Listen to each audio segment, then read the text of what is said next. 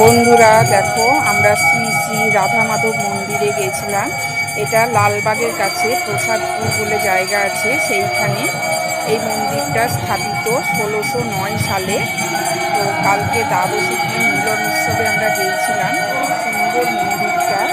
মন্দিরে আরতি হলো, ভোগ দর্শন হলো। তো এই দেখো আরতি হচ্ছে এখন, খুব সুন্দর কিন্তু মন্দিরটা। আর আমরা ওখানে কালকে মিলন উৎসবে গিয়ে ভোগ খেয়েছি, খুব সুন্দর ভোগটাও খাইয়েছে ওখানে। তো এই যে, আর এইটা হচ্ছে আমাদের পাড়ার একটা দিদির গোপাল, আমরা নিয়ে গেছিলাম। তো গোপালটাকে ভোগ দর্শনের জন্য ভেতরে নিয়েছিলেন মন্দিরে।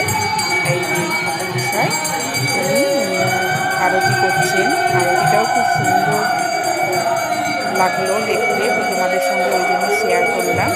এই দেখো, তোমরাও চাইলে মন্দিরটা ঘুরে আসতে পারো, খুব সুন্দর কিন্তু মন্দিরটা। আর 12 মাসে কিন্তু ওখানে ভোগ দেওয়া হয়। তোমরা চাইলে মন নিয়ে ভোগ খেতে পারো ওখানে গিয়ে। কত সুন্দর মন্দিরটা, কত সুন্দরভাবে আরতিটাও হচ্ছে। আর রাধাকৃষ্ণ গোপাল, প্রচুর ছোট ছোট গোপাল আছে। রাধাকৃষ্ণটাও খুব সুন্দর। এই যে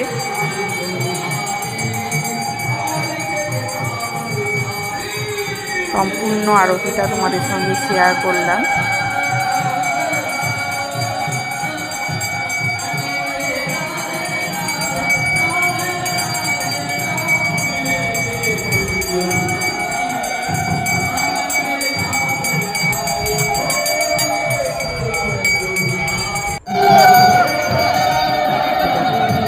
আরতির শেষে বস্ত্র দিয়েও আরতি হচ্ছে। তো কত সুন্দরভাবে আরতিটা করছেন উনি, দেখতে খুব ভালো লাগলো।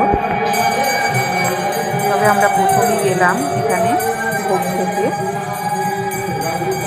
আগে কোনো দিন যাইনি। মানে এমনি ঘুরতে গেছি, কিন্তু মিলন উৎসবে আগে যাইনি। মিলন উৎসবে আমরা এই প্রথম গেলাম।